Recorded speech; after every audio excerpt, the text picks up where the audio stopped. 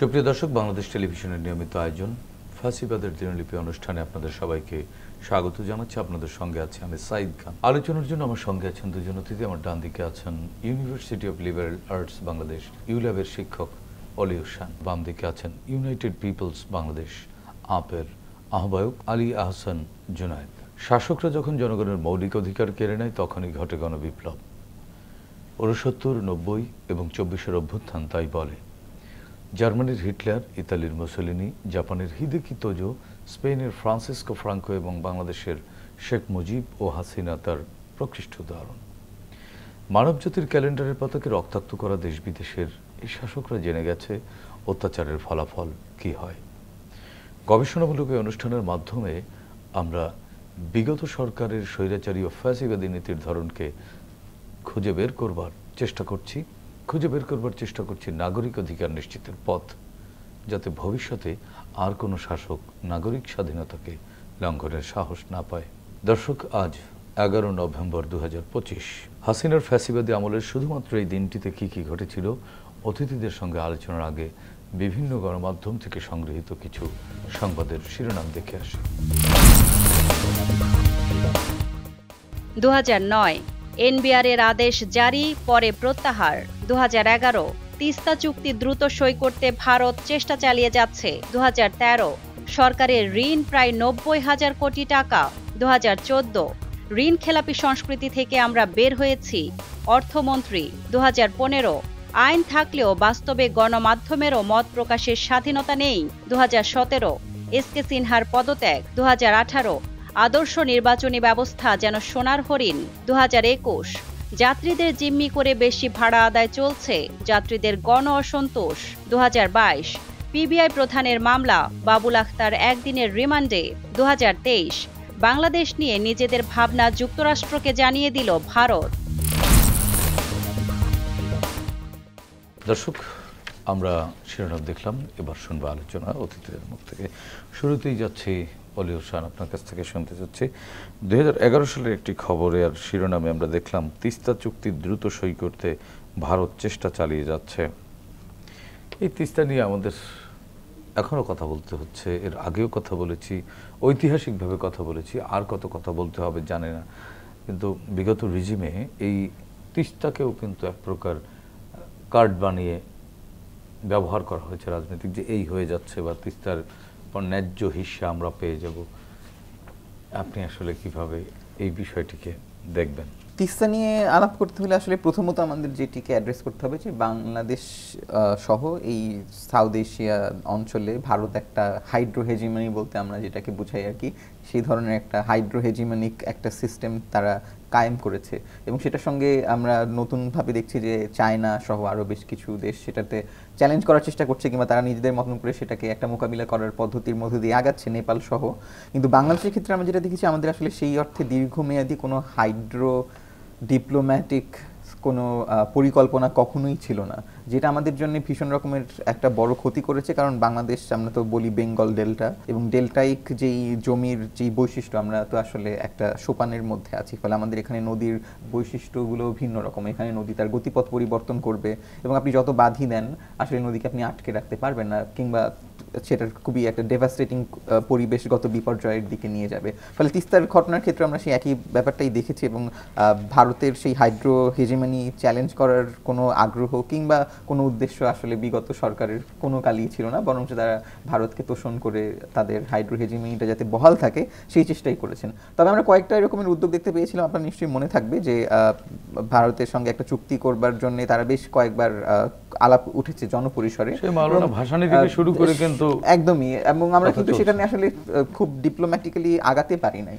আর ভারতের অভ্যন্তরীণ কিছু রাজনৈতিক পরিস্থিতিরও একটা দ্বন্দ্ব আছে, যেমন ধরা যাক ভারতের কেন্দ্রীয় সরকার এবং তার সঙ্গে পশ্চিমবঙ্গের সরকার, তাদের মধ্যেও কিন্তু একটা বড় দীর্ঘ সময় দ্বন্দ্ব এখনো বিদ্যমান আছে। ফলে সেটা কিন্তু আমাদের জন্য একটা ভীষণ রকমের চিন্তার বিষয়। কিন্তু চিন্তার বিষয় থাকলে আপনারা যদি সত্যিকার অর্থে কূটনীতির জায়গা থেকে দেখেন, আপনার কূটনৈতিক পরিকল্পনার মাধ্যমে অন্য একটা দেশের আভ্যন্তরীণ যেই সংকটই থাকুক না কেন, আপনি যদি আপনার দেশের স্বার্থকে আসলে বজায় করে বা সামনে নিয়ে আসতে চান, সেটা সম্ভব, এটা অসম্ভব কিছু না। যেমন আমরা দেখেছি যে সত্যিকার অর্থে আওয়ামী লীগ সরকারের সময় কোনো কূটনৈতিক পরিকল্পনা কিংবা প্রস্তুতি ছিল না। আপনি ভারতের সঙ্গে যখন আলোচনার টেবিলে বসছেন, তিনি একটা নদীর বাঁধ নিয়ে আপনি আলাপ করছেন, সে আরো 10টা বাঁধ নিয়ে আপনার সঙ্গে আলাপ করতে আসছে। আপনি হয়তো বা 2টা বাঁধ বন্ধ করার জন্য আর ওই বাঁধটার ব্যাপারে কোনো ভিন্ন মত পোষণ করতে পারলেন না, ফলে কিন্তু সে কিন্তু বাঁধ দিয়ে দিল নদীর মধ্যে। এখন যখন আপনি আপস্ট্রিমে একটা ড্যাম তৈরি করে ফেলছেন, আপনার তো আর কোনো উপায় নাই, আমরা তো ডাউনস্ট্রিমের মানুষ, আমাদের তো পানি ওই ট্রিবিউটারিজ গুলো থেকেই আসতে হবে, আমাদের এখানে তো আর কোনো সোর্স নাই পানি আসার নদীগুলো এখানে বহমান রাখার। ফলে যখন আপনি কূটনৈতিক পরিসরে গিয়ে আপনার পরিকল্পনাকে প্লেস করতে না পারেন, কারণ আপনার পরিকল্পনা নাই, সেটা হচ্ছে সব থেকে বড় সমস্যা। প্রথম সমস্যা যে আমাদের কোনো দীর্ঘমেয়াদী নদী ভিত্তিক এবং নদীমাতৃক দেশ বলে আমরা পাঠ্যপুস্তক থেকে শুরু করে রাজনৈতিক বয়ানও আমরা অহরহ দেখেছি যে গর্ব করি আমরা ভীষণ রকমের, কিন্তু কূটনৈতিক মহলে আসলে আমরা কৌশলগত জায়গা থেকে কোনো কম্প্রিহেন্সিভ পরিকল্পনা যে আমাদের দেশের নদীগুলোর কি হবে, কম্প্রিহেনশনটা আসে না কেন? আসে না একাধিক কারণে। একটা হচ্ছে যে আপনার রাজনৈতিক সদিচ্ছার অভাব, এবং আমরা বিগত রেজিমে তো বলি যে ভারতের এক ধরনের একটা তাবেদারি প্রকল্প হিসেবে তারা সরকারের ক্ষমতায় ছিল। পরিবর্তনের পরেও তো আমরা এর কোনো পরিবর্তন দেখি না। আমরা কিছু বৈশিষ্ট্য কিন্তু দেখিনি যে তেমন, আজ আমরা খুব সম্প্রতিকালে আপনি নিশ্চয়ই মনে করেন তিস্তা পরিকল্পনা নিয়ে বিশাল বড় একটা সমাবেশ আমরা দেখেছি সেখানকার অঞ্চলের মানুষের। এরকম সমাবেশ তো আগে হয়েছে, আগেও হয়েছে, কিন্তু আগে হলেও পরেও ভবিষ্যতেও হয়তো হবে, যতদিন পর্যন্ত এই সমস্যাটা জিয়ে রাখা হবে বা সমস্যাটা থাকবে ততদিন পর্যন্ত এই আমরা বিভিন্ন রকমের মোবিলাইজেশন দেখতে পারবো। কিন্তু নতুন যে পরিকল্পনাটা, যেটা আমরা পাওয়ার চায়নার সাথে করার চেষ্টা করেছিলাম, তাদের একটা কম্প্রিহেন্সিভ তিস্তা নিয়ে একটা পরিকল্পনা আছে যে তিস্তার যদি ওই পাশে আপস্ট্রিমে বাঁধ থাকে তাহলে আপনি ডাউনস্ট্রিমে কেমন করে নদীর পানিটা ম্যানেজমেন্ট করবেন, তো সেটা একটা পরিকল্পনা কিন্তু আছে। এখন সেটা বাস্তবায়ন করবে কিনা সরকার বা ভবিষ্যতের সরকার বা বর্তমানের সরকার, সেটা একটা বড় প্রশ্ন। কিন্তু আমি বলছি যে আমাদের কেবলমাত্র তিস্তা না, আপনি তিস্তার বাঁধের কথা বলছেন, বাংলাদেশের এরকমের অসংখ্য নদীর উপরে বাঁধ রয়েছে। তিস্তা সব থেকে বড় নদী এবং অনেক জনগোষ্ঠী এটার উপরে নির্ভরশীল বিধায় আমরা এটাকে একই অবস্থা, এবং আরো অনেকগুলো নদী কিন্তু যদি তিনি চান আপনি আটকাতে পারবেন না তো, তাই না? তাহলে আপনি কি করবেন? আপনার অবস্থাটা কি হবে? আপনি তো ইন্ডিয়া দিয়ে ল্যান্ডলকড এবং ভারত থেকেই সবগুলো নদী বাংলাদেশে ঢুকছে, মূলত প্রথম পার্বত্য চট্টগ্রামের কয়েকটা নদী বাদে। তাহলে আপনি ভারতের সঙ্গে এবং এই অঞ্চলে আপনার পানির বন্দোবস্তটা কেমন হবে সেটা নিয়ে বাংলাদেশের কি কোনো পরিকল্পনা আছে? যদি আমি একটা প্রশ্ন করি, নতুন সরকার যারা এসছে অভ্যুত্থানের পরে, তাদের কি কোনো পানি নিয়ে একটা দীর্ঘমেয়াদী কূটনৈতিক পরিকল্পনা কি তারা তৈরি করতে পেরেছে? অথবা ভবিষ্যতে যারা আসবে তাদেরই প্ল্যান কি?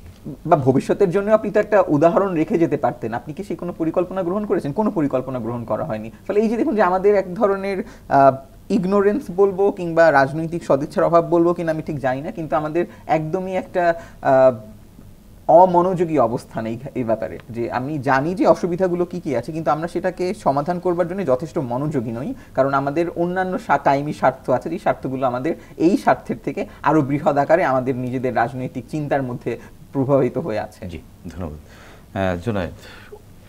আরো অনেকগুলো স্বার্থ আছে যেই কারণে আমাদের জাতীয় স্বার্থগুলো অধিকাংশ ক্ষেত্রে উপেক্ষিত হচ্ছে বা সদিচ্ছার অভাব দেখছেন প্রফেসর অলি হোসান, আপনি কি দেখেন এখানে? প্রথমত হলো তিস্তার ইস্যুটা আমি মনে করি যে এতটা পলিটিক্যাল হয়ে উঠছে যে এই ব্যাপারটার যে জনগণের প্রয়োজনীয়তা, এই নেসেসিটির চেয়েও এটা মোর পলিটিক্যাল হয়ে উঠছে। অর্থাৎ পলিটিক্যাল পার্টিগুলো এটা দিয়ে ক্যাশ করতে চায় জনগণের প্রয়োজনীয়তা, আমাদের যে প্রয়োজন, আমাদের এখানকার জনমানুষের জীবনে এবং এই অত্র অঞ্চল অর্থনৈতিক অবস্থায় যে ব্যাপক পরিবর্তন আসবে, এই ফোকাসের চেয়ে কিন্তু আমাদের ফোকাস হলো তিস্তাকে কিভাবে পলিটিক্যাল ইস্যুতে পরিণত করা যায়। তো তাতে করে গণমানুষের যে আন্দোলনের যে সম্পৃক্ততা, সেই সম্পৃক্ততাকে আমরা কিন্তু রাজনৈতিকভাবে কনভার্ট করতে পারি নাই। কারণ এই যে ডিপ্লোম্যাটিক চ্যানেলে গিয়ে আলাপটা করবেন কি রাজনৈতিক নেতৃবৃন্দ, আলাপ তো করবেন আমার অঞ্চলের মানুষের প্রয়োজন, আমার এখানকার অর্থনৈতিক বাস্তবতা, এই সিচুয়েশন। ওনারা এই আলাপের চেয়ে বেশি ইম্পর্টেন্ট হলো কি দিলে কি পাওয়া যাবে, কি না দিলে কি পাওয়া যাবে না। তো এই যে ইকুয়েশন, এই ইকুয়েশন থেকে আমরা বেরোয় আসতে চাই। আমাদের দেশের প্রয়োজন, আমাদের গণমানুষের আমরা তো অনেক কিছুই চাই, কিন্তু কিছুই পাই না কেন? পাই না কারণ হচ্ছে রাজনৈতিক নেতৃবৃন্দ যারা আছেন, ওনারা যে বক্তব্য দিয়ে রাজনীতিতে ঢুকেন গণমানুষের কল্যাণের কথা বলে, কিন্তু তাদের এত বেশি আমি মনে করি যে করাপশন চেইনের মধ্যে ঢুকে পড়েন যে তাদেরকে সহজেই নিয়ন্ত্রণ করা যায়, অথবা তাদের সেই অনেস্টি এবং যে ইন্টিগ্রিটি প্রয়োজন সেই ইন্টিগ্রিটি শো তারা করতে পারেন না। আমরা যুগ যুগ ধরে রাজনীতিতে এই ঘটনাই দেখতেছি। এই ঘটনার কারণেই তো আমরা সাফার করতেছি। এই জায়গা থেকেই তো আমরা বেরোয় আসতে চাই, যে আমরা যে পাচ্ছি না, আমরা যে সেই ইন্টিগ্রিটি শো করতে পারছি না, সেখান থেকে বেরোয় এসে আমরা ফ্রেশ এবং ইন্টিগ্রিটি সম্পন্ন লিডারশিপ চাই। আমার মনে হয় আমরা বাংলাদেশকে ওন করতে পারি না সঠিকভাবে। বাংলাদেশের বিষয়টা কি এবং দেশপ্রেমটা কি, এই কনসেপ্টটাই মনে হয় রাজনীতিকদের অনেকের কাছে পরিষ্কার না। আপনার কাছে কি মনে হয়? দেশপ্রেমের জায়গাটা যেটা, আমি যে আমার দেশের মানুষের স্বার্থ, দেশের স্বার্থকে সব কিছুর উপরে প্রাধান্য দিব, বাংলাদেশে যে কমন কিছু বিষয়ে কনসেনসাস হবে রাজনৈতিক দলগুলোর মধ্যে, তার মধ্যে হবে জাতীয় স্বার্থ, ন্যাশনাল ইন্টারেস্ট সবার আগে, সেখানে কোনো দলীয় ডিভিশন থাকবে না। তাকে আমরা পাচ্ছি না তো, কারণ রাজনৈতিক দলগুলো এই ক্ষমতা কাঠামোকে ও থেকে বেনিফিশিয়ারি হতে চায়। সে যে কোনো মূল্যে এই ক্ষমতার মধু খেতে চায়। এই যে মধু খাওয়ার তার চিন্তা, এই চিন্তা থেকে দেশের মানুষ এগুলো তার কোনো বিবেচনায় থাকে না, বরং নির্বাচনের আগে এসে সে মনে করে যে দুই একটা মাথায় হাত বুলাই দিলে, অথবা ময়লা পানিতে নামলে, অথবা মানে মানুষের গিয়ে কোলাকুলি জড়ায় ধরলেই মানুষ তো বুঝে যাচ্ছে, এইভাবে সে একটা মানুষকে বুঝ দিয়ে 5 বছরে সে পার্লামেন্টে আসতেছে, এরপরে তার আর কোনো খোঁজ খবর নাই। সো রিয়েলিটি হলো, আমি মনে করি যে আমাদের রাজনীতিবিদদের মধ্যে দেশের ব্যাপারে কাজ করার যে চিন্তা, সেই চিন্তার জায়গায় যথেষ্ট ঘাটতি আছে। মানে আমরা আদর্শের জায়গায় বাংলাদেশকে নিতে পারি না। আদর্শিক জায়গা আমি বলবো যে বাংলাদেশের প্রতি দায়বদ্ধতা, ভালোবাসার জায়গা থেকেই তো রাজনীতিবিদরা রাজনীতিতে আসেন। আসলেই কি বাংলাদেশকে ভালোবাসার জায়গা থেকে রাজনীতিতে আসে? আমি অন্তত তাই মনে করতে চাই। আপনি মনে করতে চান, কিন্তু আপনি কি দেখেছেন সেটি? দৃশ্যমান কিছু দেখেছেন কখনো? আমি মনে করি কারণ হলো এই জুলাই আগস্ট গণ অভ্যুত্থানের মধ্য দিয়ে যে পরিমাণ নির্দলীয় লোকজন পলিটিক্যালি অ্যাক্টিভেটেড সেটা তো জনগণ, নাগরিকের জায়গা থেকে এসেছে। রাজনৈতিক দলগুলোও যখন এসেছেন, তারাও কিন্তু আমাদের দেশের রাজনীতিতে প্রত্যেকেই কোনো না কোনো সংগ্রামের মধ্য দিয়ে এসেছেন, মানুষের জন্য সংগ্রামটা করেছেন তারা। কিন্তু কি হলো, এই যে পলিটিক্যাল সিস্টেমটা কেউ চেঞ্জ করলেন না। সিস্টেমটা চেঞ্জ না করে আমরা দেখছি যে এই সিস্টেম থেকে বেনিফিশিয়ারি হওয়ার স্বপ্নই মানুষ থেকে তাকে দূরে সরিয়ে দিচ্ছে, রাজনীতিবিদকে মানুষ থেকে দূরে সরিয়ে দিচ্ছে। অথচ মানুষের জন্য তাদের প্রত্যেকের একটা সংগ্রাম আছে, তো রাজনীতিবিদদের একটা সংগ্রাম আছে, একটা লড়াই আছে, মানুষের অধিকার আদায়ের লড়াই আছে, এটা আমরা অস্বীকার করতে পারবো না। কিন্তু পাশাপাশি এই যে বেনিফিশিয়ারি হওয়ার প্রবণতা এবং হলো সকল কিছুকে পলিটিক্যাল বার্গেইনে পরিণত করে মানুষের অধিকার আদায়কে বিলম্বিত করে দেয়া, এই ট্রেন্ড, এই সিস্টেম, এই কালচার আমরা ভাঙতে পারতেছি না। তো সেই জায়গায় আমি সদিচ্ছার অভাব দেখতেছি স্পষ্ট রাজনীতিবিদদের মধ্যে, এমনকি আমরা যারা তরুণ তাদের মধ্যেও। মানে তরুণদের কি দেশপ্রেম কাকে বলে এটি বুঝতে দেওয়া হয় না? তরুণরা কি হিপনোটাইজ কোনো কারণে? না, হিপনোটাইজ না, আমাদের তরুণরা যথেষ্ট সচেতন, আউটস্পোকেন। আমি মনে করি যে আমরা তরুণরা কোথায় হিমশিম খাচ্ছে, আমরা তরুণরা হিমশিম খাচ্ছে এই পলিটিক্যাল কালচার এক্সিস্ট করতে গিয়ে। আমাদেরকে প্রথমেই আমি এটা বলতে চাই যে নাহিদ একটা চমৎকার কথা বলছিল যে আমরা পুরনো নিয়মে খেলতে আসিনি, আমরা খেলার নিয়মটাই বদলে দিতে এসেছি। এই লাইনটাকে আমরা তরুণরা তো আসলে বাস্তবে রূপান্তরিত করতে পারিনি। কারণ আমরা খেলার নিয়মটা বদলে দেওয়ার জন্য গণমানুষের যে আকাঙ্ক্ষা, খেলাটাই ভুলে গেছেন। খেলাটা ভুলে গেছি এটা বলবো মানে নিয়মটা বদলাতে গিয়ে খেলাটাই ভুলে গেছেন। খেলাটা ভুলে যায়নি, বরং আমি বলবো যে এই যে সিস্টেম এবং এই যে খেলা, এই খেলার মধ্যে ঢুকে আমরা যে উদ্দেশ্যে এই খেলায় আসছিলাম, উদ্দেশ্যটাকে ভুলে গেছি। আমরা খেলার মধ্যে ব্যস্ত হয়ে পড়ছি। সিস্টেমটা এরকম যে আপনি যখন এর মধ্যে ব্যস্ত হয়ে পড়বেন, তখন আপনার যে একেবারে মানে বড় উদ্দেশ্য যেটা, বিগার গোল যেটা, সেই গোলটাতে আপনি ব্যস্ত থাকতে পারতেছেন না। তো আমরা তো আষ্টে পৃষ্ঠে জড়িয়ে যাচ্ছি এই পুরো চক্রের মধ্যে। এই চক্রটা ভাঙার স্বপ্নটা আপনি যদি, আমি আশাবাদী কেন? আমি আশাবাদী কারণ হলো এই দেশের অধিকাংশ তরুণ এই চক্রটা ভাঙতে চায়। এই দেশের অধিকাংশ তরুণ এখন আউটস্পোকেন। এই দেশের অধিকাংশ তরুণ রাষ্ট্রকে সমালোচনা করে, যে কাউকে সমালোচনা করে দলীয় সীমানার বাইরে গিয়ে। এই যে দলীয় গণ্ডির বাইরে স্টেটকে কোশ্চেন করতে পারে, স্টেটকে কোশ্চেন করতে পারে। তো তরুণরা করতেছে, তো তরুণরা স্বরাষ্ট্রমন্ত্রীকে কোশ্চেন করতেছে, আইনমন্ত্রীকে কোশ্চেন করতেছে, প্রফেসর ডক্টর মোহাম্মদ ইউনূসকে কোশ্চেন করতেছে, তরুণরা এই বিভিন্ন উপদেষ্টাদেরকে প্রশ্ন করছেন, ছাত্র উপদেষ্টাদেরকে প্রশ্ন করছেন, তরুণরা বিএনপির নেতৃবৃন্দকে কোশ্চেন করছেন, জামাতের নেতৃবৃন্দকে কোশ্চেন করছেন। কি দিয়ে? চাঁদাবাজি, দুর্নীতি, তাদের মতাদর্শ, বিভিন্ন জায়গা থেকে কিন্তু তরুণরা কোশ্চেন করছেন। এই যে কোশ্চেন, এই কোশ্চেনগুলো তো প্রমাণ করে যে তরুণরা তার পুরনো যে ব্যারিয়ার, যে ভয় আতঙ্কের ব্যারিয়ার, সেটা ভাঙতে শুরু করেছে। জি, আলী হাসান, জুনায়েদ, আপনার কাছে আরেকটি বিষয়ে আলোচনা শুনতে চাই। 2012 সালে আমরা একটি সংবাদের শিরোনামে দেখলাম ভারতীয় হ্যাকারের কবলে বাংলাদেশ সেনাবাহিনীর ওয়েবসাইট। আজকের এই দিনের ঘটনা, এরপরে দেখেছি যে জাতীয় যে নাগরিক পরিচয়পত্র, যেটি এনআইডি, ন্যাশনাল আইডেন্টিটি কার্ড, এই সার্ভারও কিন্তু হ্যাক হয়েছিল। বাংলাদেশ ব্যাংকেরও কিন্তু সুইফট সার্ভার হ্যাক হয়েছিল। যে হ্যাক সংস্কৃতি, এটি আসলে বিগত রিজিমে আমরা প্রচুর দেখেছি। এটি কি আসলে হ্যাক বলে আপনি বিশ্বাস করেন? আপনি দেখেন যে আমাদের এখানে ইন্টারনেট ইউজারের সংখ্যা হিউজ, তো সম্ভবত প্রায় 13 কোটি এরকম লেভেলে। তো ইন্টারনেট অ্যাক্সেস আমাদের সবার আছে, কিন্তু এই ব্যাপারে কোনো জনসচেতনতা নাই। বাংলাদেশের কোনো জনগণ তো হ্যাক করেনি। আমি বলতেছি যে আমাদের নর্মাল, কিন্তু জনগণের মধ্যে নলেজ থাকতে হবে। বাংলাদেশের প্রতিষ্ঠানগুলোরও নলেজ নাই। বাংলাদেশের যে সরকারি বেসরকারি ওয়েবসাইট, এগুলো এত দুর্বল প্রোটেকশন দিয়ে তৈরি করা, এগুলোকে হ্যাক করার জন্য আসলে বিদেশি হ্যাকার লাগবে না, বা এরকম অনেক টপ লেভেলের হ্যাকার লাগবে আমার মনে হয় না। নর্মাল হ্যাকার দিয়েও এই জিনিসগুলো হ্যাকিং করা যাচ্ছে। এছাড়া আপনার ধরেন যে এই প্রত্যেকটা, আমার তো এসএসএল এনক্রিপশন বলেন কিংবা এই যে দ্বিস্তরীয় লগ ইন সিস্টেম, এই সিস্টেম তো নাই, বেশিরভাগ ওয়েবসাইটের মধ্যে নাই। আমরা নিজেরা জানি না যে আমার পাসওয়ার্ড প্রোটেকশন আমি কিভাবে রাখবো। পাসওয়ার্ড দেওয়ার ক্ষেত্রে আমরা সচেতন না, তো আমার পাসওয়ার্ড ব্রেক হয়ে যাচ্ছে। আমরা জনগণের মধ্যে, বা আমি বলবো যে যারা ব্যবহার করছেন, সরকারি বেসরকারি ওয়েবসাইট যারা চালাচ্ছেন, তাদের মধ্যে এই সচেতনতা নাই। ফিশিং অ্যাপ কিভাবে কি করলে তার পুরো তথ্যগুলো আনসেফ হয়ে যাবে, তো এই যে আইডিয়া নাই। এরপরে আপনার নানা ধরনের ম্যালিশিয়াস জিনিসগুলোতে আমরা লিঙ্ক টিঙ্ক বিভিন্ন কিছুতে আমরা ক্লিক করলে দেখা যাচ্ছে যে আমার তথ্যগুলো অন্যদিকে চলে যাচ্ছে। এই রিলেটেড কোনো সচেতনতা নাই, ট্রেনিং নাই যারা কাজ করছেন। আমি মনে করি যে সাইবার রিলেটেড এই ধরনের ট্রেনিংটা খুবই জরুরি, এবং এগুলো তো সেন্সিটিভ জায়গা। সরকারি বেসরকারি ওয়েবসাইট, এগুলো তো সেন্সিটিভ ইনফরমেশন। আপনার ইনফরমেশন, আমার ইনফরমেশন তো সেন্সিটিভ ইনফরমেশন, কিন্তু আমরা বিগত রেজিমে দেখেছি যে ব্যক্তির ইনফরমেশনগুলো কিন্তু বিক্রি করে দেওয়া হচ্ছে, এবং ওপেনলি আবার আপনার রেকর্ড আকারে, অডিও রেকর্ড আকারে আসছে। আমরা হয়তো অনেকে এগুলোতে মজা পেয়েছি, কিন্তু আপনি যে আনসেফ হয়ে যাচ্ছি, এটা কেউ আমরা বিবেচনা করছি না। আমরা আনসেফ হয়ে যাচ্ছি না, আমরা এখন আনসেফ আছি। এটাও বলতে পারেন আমরা আনসেফ, আসলে আনসেফ, কারণ এইখানকার টোটাল সিস্টেমটাকে আমরা ডেভেলপ করতে পারি। যেমন ধরেন যে এই সরকার এসে একটা সাইবার সুরক্ষা অধ্যাদেশ করছে। সাইবার সুরক্ষা অধ্যাদেশের মধ্যে আইন কানুন তো খুব ভালো, কিন্তু এটা প্রয়োগের জন্য যে ট্রেন আপ এজেন্সি দরকার বা কাউন্সিল দরকার, অধ্যাদেশের মধ্যে সেটা আসছে যে এজেন্সি বা কাউন্সিল করবে। সেই ট্রেন্ড এজেন্সি বা কাউন্সিলের জন্য সেই প্রচেষ্টা কোথায়?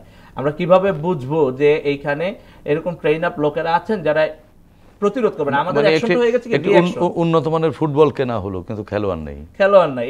এমনই হয়েছে অবস্থা যে আমাদের এইখানে প্রচুর আইন হচ্ছে, কিন্তু এই আইনটা বাস্তবায়ন করার জন্য যে ট্রেনিং দরকার এবং গণমানুষের মধ্যে যে সচেতনতা দরকার, এই ধরনের কোনো বাস্তব পদক্ষেপ নাই গভর্নমেন্টের পক্ষ থেকে। এগুলো তো সরকারের পক্ষ থেকে নিতে হবে, দায়িত্ব, আসলে এটা সরকারের দায়িত্ব। জি, জুনায়েদ, আপনার কাছ থেকে শুনবো আবারও আমরা একটু অলিওশান একই বিষয় আপনার কাছ থেকে শুনতে চাই, যে উন্নত ফুটবল কেনা হয় কিন্তু খেলোয়াড় বানানো হচ্ছে না। জুনায়েদ অত্যন্ত ভালো বলছেন যে আমাদের অনেক কিছু আছে, কিন্তু সেগুলো আসলে ইমপ্লিমেন্ট করার জন্য যে স্কিল দরকার, সেই স্কিল ডেভেলপ করা হচ্ছে না বা ডেভেলপ করা হয়নি এর আগে। এবং আমার যে প্রশ্নটি ছিল যে আসলে এই যে বিগত রেজিমে আমরা হ্যাক প্রবণতা দেখেছি, যে অত্যন্ত সেন্সিটিভ প্রতিষ্ঠানের ওয়েবসাইটগুলো হ্যাক হয়ে যেত, আবার সেটি প্রেস ব্রিফ করে কিন্তু রাষ্ট্রের পক্ষ থেকে নানান ধরনের স্টেটমেন্ট দেওয়া হতো। এটি একদিকে লজ্জার, অন্যদিকে ভীতির।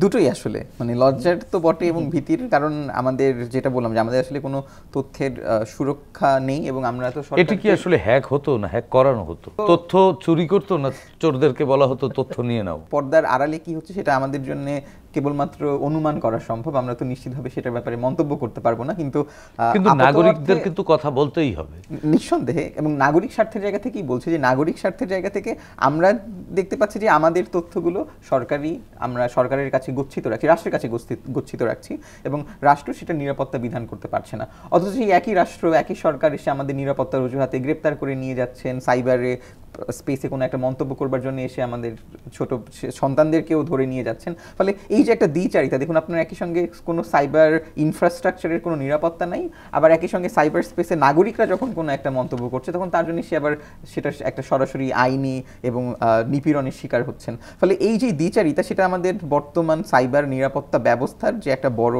ফাঁকফোকর, সেটাকে সবার সামনে নিয়ে আসে। এবং সত্যিকার অর্থেই যেটি আই থিঙ্ক জুনায়েদও বলার চেষ্টা করছিলেন যে আমাদের এফিশিয়েন্ট লোক নেই, সেটা তো অবশ্যই একটা বাস্তবতা। এবং তার পাশাপাশি আসলে আমাদের শিক্ষা ব্যবস্থার মধ্যে আমরা এই সাইবার স্পেস কেমন করে ব্যবহার করতে হয়, ইন্টারনেটের ব্যাপারে যে বেসিক লিটারেসিসগুলো দরকার, সেগুলো সত্যিকার অর্থে আমাদের শিক্ষা ব্যবস্থার মধ্যে অন্তর্ভুক্ত করা হয়নি। কারণ আমরা তো শিক্ষাকে বারংবার একটা উপেক্ষিত খাত হিসেবে দেখেছি। জাতীয় স্বার্থের জন্য গুরুত্বপূর্ণ যতগুলো গুরুত্বপূর্ণ খাত রয়েছে, আপনি দেখুন যে প্রত্যেকটা খাত উপেক্ষিত, এবং সেই খাতগুলোকে উপেক্ষা করে যেগুলো অপেক্ষাকৃত হয়তো বা কম গুরুত্ব বহন করে, কিংবা সত্যিকার অর্থে একটা জাতি গঠন এবং একটি রাষ্ট্রের প্রতিষ্ঠান গঠনের জন্য সরাসরি কোনো একটা ভূমিকা পালন না করে, সেই জায়গাগুলো নিয়ে অনেক বেশি আলাপ আলোচনা আমাদের রাজনৈতিক দলগুলোর ক্ষেত্রেও এখানে একটা বড় মুশকিলের জায়গা আছে। তারাও সেই স্বার্থগুলোকে সামনে নিয়ে আসে। ফলে আমরা গুরুত্বপূর্ণ জায়গাগুলোকে অগ্রাহ্য করে অগুরুত্বপূর্ণ জায়গাগুলো নিয়ে অনেক বেশি টানা হেঁচড়া করি, এবং যার ফলে দেখুন জাতীয় স্বার্থটার ব্যাপারে করার পেছনে কোনো উদ্দেশ্য ছিল কিনা? অবশ্যই উদ্দেশ্য আছে। কারণ আমি যদি জাতীয় স্বার্থের জন্য গুরুত্বপূর্ণ বিষয়গুলোকে অগ্রাহ্য করে অগুরুত্বপূর্ণ বিষয় নিয়ে টানাটানি করি, আমার জাতীয় স্বার্থ তো অগুরুত্বপূর্ণই থাকছে। ফলে জাতীয় স্বার্থ অগুরুত্বপূর্ণ থাকলে কারা সুবিধা প্রাপ্ত হয়, এখানেই হচ্ছে আমাদের আসল প্রশ্নটা। যে যদি জাতীয় স্বার্থ আমরা উপেক্ষা করি, তাহলে কারা বেনিফিশিয়ারিজ হবে? যারা আমাদের দেশকে একটা ডোয়ার্ফ স্টেট হিসেবে রাখতে চায়, তাদের নিয়ন্ত্রণাধীন রাখতে চায়। এবং সেটার ক্ষেত্রে আমি কেবলমাত্র ভারতের কথা তো অবশ্যই, কিন্তু ভারত ছাড়াও এখানে গ্লোবাল আরও অনেকগুলো ইকোনমিক ফোর্সেসগুলো আছে যারা বাংলাদেশকে একটা অত্যন্ত দুর্বল রাষ্ট্র হিসেবে রাখতে চায়। কারণ তারা এখানে তাদের অর্থনৈতিক স্বার্থ রয়েছে। যদি বাংলাদেশের সাইবার সিকিউরিটি ইনফ্রাস্ট্রাকচার জোরদার না হয়, বাংলাদেশ ব্যাংক থেকে যে টাকাগুলো চুরি হয়েছিল সেগুলো কোন দেশে গিয়েছিল? বাংলাদেশের টাকা অন্য দেশের মানুষ বেনিফিটেড হয়েছে, তাই তো? জাতীয় স্বার্থ উপেক্ষিত হলে তাদের সুবিধা হয়। রাজনৈতিক দলগুলোর অবস্থাটা দেখেন যে তারা কি তাদের সঙ্গে এই স্বার্থের যে দ্বন্দ্বটা, সেটিকে কি তারা সুরাহা করতে পারছেন? এবং বাংলাদেশের মানুষের দুর্ভাগ্য যে আমরা আসলে যেই রাজনীতিবিদদেরকে চাই তারা আসলে আসছেন না, এবং যাতে সে তেমন রাজনীতিবিদ না আসেন সেই বন্দোবস্তও তো আবার জারি রাখা হয়েছে। রাজনৈতিক স্বার্থ তখনই দেশের স্বার্থ হয়ে ওঠে যখন আসলে আমরা দেশকে ওন করি বা দেশের স্বার্থ চিহ্নিত করতে পারি। আমাদের এই অভ্যুত্থান পরবর্তী বাংলাদেশেও কিন্তু যারা এই অভ্যুত্থানের অন্যতম স্টেক, যাদের ত্যাগ আছে, যাদের সাফারিংস আছে, তাদের মধ্যে এক ধরনের বিভাজন দেখছি। এখানে বাংলাদেশ কতটুকু গুরুত্বপূর্ণ তাদের কাছে, এই পরিবর্তিত বাংলাদেশে তাদের কাছে কি বাংলাদেশটা গুরুত্ব পাচ্ছে? না আদর্শ মতাদর্শের দ্বন্দ্বে আমরা বিভক্ত? জুনায়েদ, আমি মনে করি যে মানুষ যেটা করেছে, গণমানুষ যেভাবে অভূতপূর্ব সাড়া দিয়েছে, তারা কিন্তু আসলে পার্টিকুলার কোনো লিডার দেখে আসে নাই, পার্টিকুলার কোনো পার্টির আহ্বানে আসে নাই। এই প্রথম আমি মনে করি যে বাংলাদেশের মানুষ দেশের স্বার্থে একেবারে মানে আন্দোলনের সাথে নিজেকে কানেক্ট করতে পারছে, একেবারে গ্রাসরুট পর্যন্ত সকল লেভেলের মানুষজন এটাকে এই মুভমেন্টটাকে ওন করছে। কোনো পার্টিকুলার পার্সন কিংবা কোনো পার্টিকুলার পার্টি কিংবা কোনো পার্টিকুলার আইডিওলজি ডাজন্ট ম্যাটার।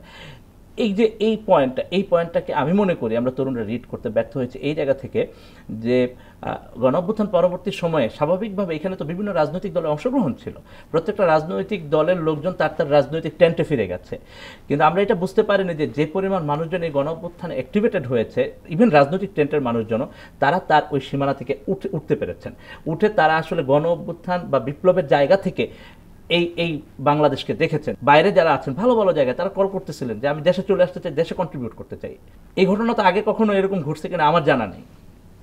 তাহলে মানুষজন কিন্তু এইভাবে রেসপন্স করেছে। আমরা এইটাকে রিড করতে ব্যর্থ হয়েছি। আমরা রিড করছি হলো যে বিপ্লবের জায়গা থেকে না দেখে পলিটিক্যাল পার্টি লেন্সের জায়গা থেকে। তো পলিটিক্যাল পার্টি মূলত কী করে?